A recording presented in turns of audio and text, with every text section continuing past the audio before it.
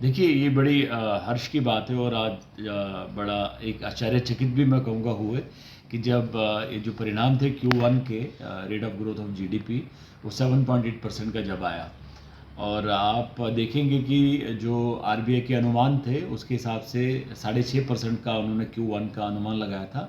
उसके चलते 1.3% की वृद्धि होना अपने आप में अचंभे की बात है। एंड खाली इसको अचंभा नहीं मानेंगे, ये बल्कि एक कंसर्टेड एफर्ट जो भारत सरकार का था रिफॉर्म्स को लेके, ये उनका परिणाम है। तो आप देखेंगे इस समय जो मेजर जो जंप दिखा है वो एग्रीकल्चर सेक्टर में दिखा है, कंस्ट्रक्शन में दिखा है, सर्विसेज सेक्टर में काफ़ी बड़ा उछाल दिखा है। तो एक कंसर्टेड एफर्ट जो भारत सरकार का रिफॉर्म्स को लेके था, ये उसके परिणाम हमको देखने को मिल रहे हैं।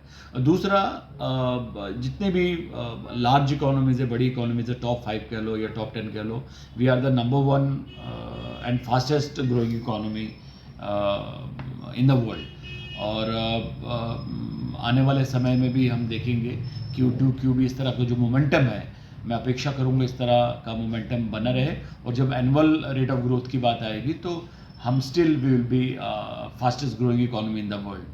And I hope the momentum continues and the effects of these reforms, be it in terms of prosperity, be it in terms of employment, ये और बढ़े।